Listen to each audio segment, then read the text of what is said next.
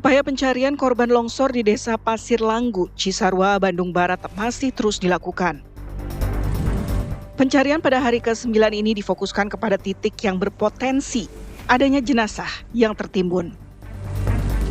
Tim SAR gabungan telah mengevakuasi 10 kantong jenazah korban longsor Cisarua, Jawa Barat pada Sabtu kemarin.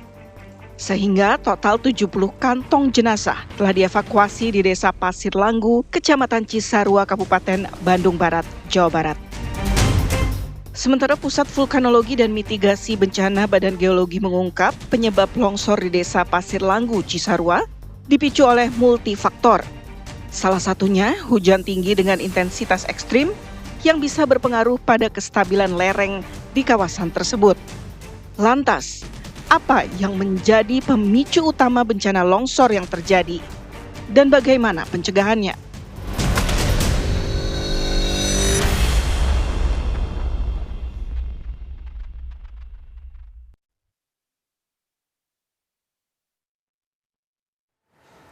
Kami akan membahasnya bersama dengan sejumlah narasumber yang telah hadir di Apa Kabar Indonesia Malam, pemirsa. Kita akan sapa satu persatu. Yang pertama sudah ada Profesor Dwi Korita Karnawati yang merupakan Guru Besar Teknik Geologi dan Lingkungan dari UGM. Selamat malam, Prof. Dwi Korita. Selamat malam, Mbak Tiara. Terima kasih sudah hadir, Prof. Terima kasih juga. Baik, di sebelahnya juga sudah ada Pak Armi Susandi yang merupakan pakar hidrometeorologi dari ITB. Selamat malam, Pak Armi. Selamat malam, Mbak Tiara. Terima kasih waktunya sekali lagi. Sama-sama. Baik, nanti kami juga akan tersambung dan juga berbincang langsung, pemirsa, bersama dengan Kombes Pol Hendra Rohmawan, Kabid Humas Polda Jawa Barat. Tapi sambil menunggu, saya izin ke Prof. Dwi Korita terlebih dahulu. Kalau dari sudut pandang geologi, begitu ya, Prof. Ya, bencana kemarin itu informasinya memang salah satunya adalah karena curah hujan. Tapi adakah faktor lain yang kemudian menyebabkan? Betul, beberapa faktor ya yang menyebabkan. Pertama alamiah dan yang kedua adalah non alamiah. Okay. Nah, yang alamiah terutama wilayah Jawa Barat termasuk yang di lokasi rawan longsor itu memang merupakan wilayah yang sudah dipetakan secara geologi merupakan daerah yang rentan rapuh untuk mengalami longsor. Karena apa? Karena kemiringan lerengnya yang curam. Jadi dari menengah sampai ke curam bervariasi, kemudian tersusun oleh batuan yang rapuh, terpotong-potong oleh retakan-retakan atau patahan, kemudian juga tersusun oleh tumpukan tanah gembur, endapan vulkanik, dan di bagian bawah adalah koluvial. Sehingga kombinasi antara kemiringan lereng, kemudian struktur geologi. Jadi struktur geologi berupa patahan itu mengakibatkan lereng menjadi curam, kemudian tumpukan tanah ataupun batuan yang rapuh. Itu alamiahnya. Yang bukan alamiah ini terutama sebagai pemicu. Yang alamiah tadi adalah pengontrol. Nah, pemicunya itu ada beberapa, minimal 2 ya. Pemicu yang pertama itu adalah perubahan gangguan lah, maksud saya gangguan pada lereng. Apakah lereng itu dipotong atau lahannya berubah ya, atau di situ ada getaran-getaran ya, baik oleh manusia ataupun oleh alam, misalnya gempa ya. Nah, pemicu yang terakhir itu adalah curah hujan yang tinggi dan barangkali juga berlangsung dalam waktu cukup lama. Nah, hal itu saling menguatkan, mengakibatkan tumpukan tanah di sana itu melorot, bahkan meluncur sudah jatuh sampai bawah, namun elevasinya masih cukup tinggi dan volume tanahnya masih cukup besar, dipicu lagi oleh hujannya masih terjadi. Intensitasnya tinggi ya? Intensitasnya tinggi, jadi yang sudah jatuh ke bawah itu hanyut, tersapu sampai jarak yang cukup panjang.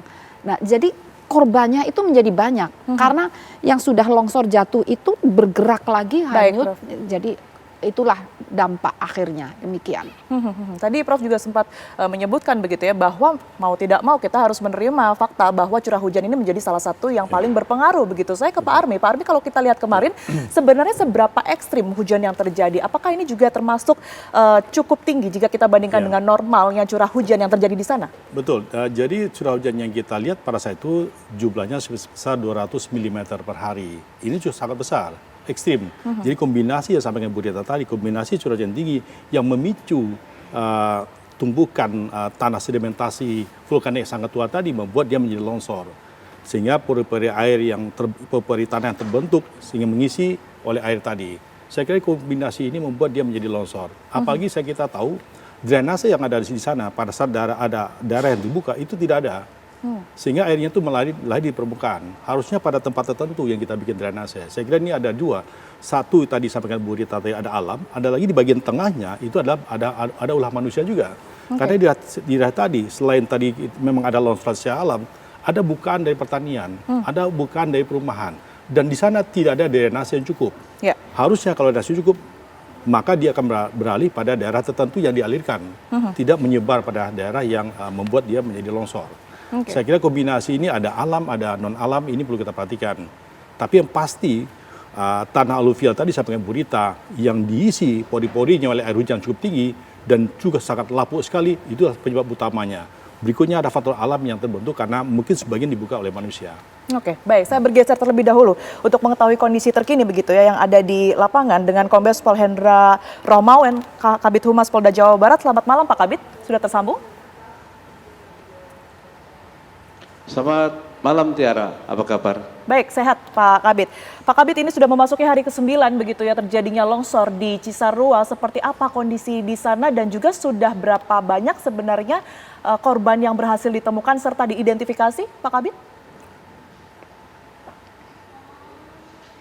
Baik Tiara, kami sampaikan bahwa untuk update hari ke-9 pencarian ini pada hari Minggu tanggal 1 Februari 2026 kami sampaikan untuk korban longsor di Kampung Pasir Langu, Kecamatan Cisarua, rilis pada 18.30 ini kami telah menerima untuk kantong jenazah sejumlah 75 kantong jenazah. Dan alhamdulillah dari 75 kantong jenazah ini, Tiara, kami sudah berhasil mengidentifikasi kurang lebih 55 kantong jenazah. Nah, dari 55 ini kami sampaikan bahwa ada kesamaan 2 kantong ini teridentifikasi 1 jenazah dan ini sudah keserahan. Dan juga untuk 1 kantong jenazah kami temukan di sini merupakan kerangka yang setelah diperiksa oleh tim forensik dinyatakan ini bukan korban dari longsor karena teridentifikasi lebih dari 1 tahun. Nah, kemudian untuk 55 jenazah ini sudah kami serah terimakan kepada pelapor yang ada di pos TVI ini dan ada 13 jenazah yang masih belum teridentifikasi karena ini ada proses DNA Tiara. Yang pertama yaitu di 2 jenazah di RSUD Cibabat Cimahi dan 13 di Rumah Sakit Kartika Asih dan 5 sampai saat ini yang terbaru masih ada di penanganan postmortem antemortem yang ada di pos TVI Cisarua ini. Demikian Tiara. Baik, berkaitan dengan beberapa tulang belulang yang kemudian ini tadi Anda sebutkan, ini di luar dari bencana longsor yang kemarin terjadi, apakah sudah ada penyelidikan lebih lanjut? Dari mana asalnya Pak Kabid? Jadi kami perkirakan itu adalah jenazah yang dikubur di pekarangan rumah warga, ya merupakan makam keluarga gitu ya. Dan kami sampaikan bahwa untuk di pos TVI ini tercatat masih 108 ya Tiara.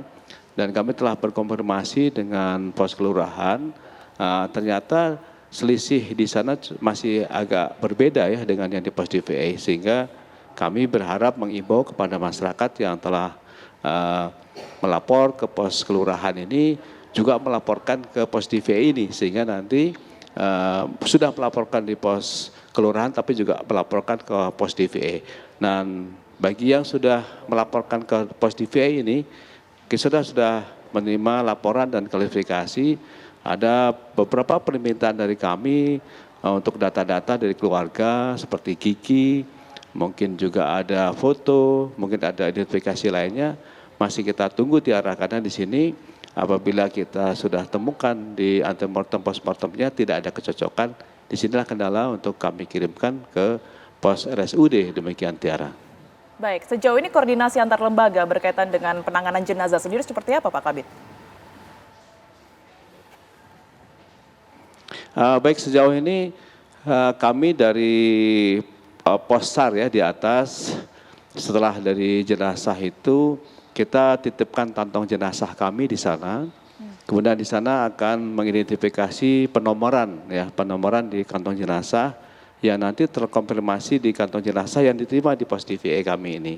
Nah, setelah itu kami catat sama-sama, kemudian dari SOP kami, setelah itu kita akan melakukan postmortem yang ada di sini. Baik itu pengecekan sebelum dimandikan, ciri-ciri khusus ya fisik, dari mulai kepala, ya gigi, rambut dan sebagainya. Nah, kemudian setelah itu kita ambil foto, kemudian kita lakukan pembersihan, Tiara. Ya. Kita lakukan pembersihan, sebagainya, kemudian kita ambil sidik jarinya dan sebagainya. Nah, kemudian setelah itu kami cocokkan dengan data-data yang dilaporkan kepada dari masyarakat tadi itu di pos antemortem merupakan data pembanding. Nanti setelah kami dapatkan data-data lengkap, nanti tim dari tim antemortem itu sendiri, kemudian tim postmortem sendiri, kita akan diskusi, ada namanya proses rekonsiliasi. Baik. Di situ kita paparkan, ketika ada kecocokan, berarti kita bisa tentukan ini untuk jenazah dengan identitas sekian. Nanti kita berikan kepada masyarakat. Nah, untuk kendala saat ini tentu saja Tiara, karena di posisi lebih dari 6 hari, ke 9 hari ini tentu mengalami pembusukan dari jenazah dan serah yang kita temukan ini. Nah, kami juga tetap mengupayakan proses untuk postmortemnya tadi itu bagaimana untuk mendapatkan sidik jarinya. Ya. Dengan secara teknis tim forensik kami masih tetap berusaha dan sampai saat ini masih bisa tertangani. Tetapi ketika ada pembanding yang belum lengkap, tentu saja akan kita titipkan ke SUD maupun saksi kasih milik polisi. Baik. Untuk di sepanjang sana untuk kita cocokkan untuk DNA-nya. Mungkin Data demikian, pembanding itu Tiara. menjadi kunci begitu ya, dan juga mempermudah tentunya kinerja dari tim di sana untuk kemudian mengidentifikasi dan juga mengembalikan jenazah tersebut kepada keluarga. Saya bergeser kembali ke Prof. Dwi Korita. Tadi sudah disebutkan bahwa memang selain faktor hujan ada beberapa faktor lainnya begitu ya. Tapi kalau kita berbicara mengenai alih fungsi lahan, Prof, ini sebenarnya seberapa memperparah kejadian kemarin dan juga memicu adanya longsor-longsor susulan. Tapi dijawab nanti, Prof. Dwi Korita, kami akan kembali untuk Anda usai jeda berikut ini.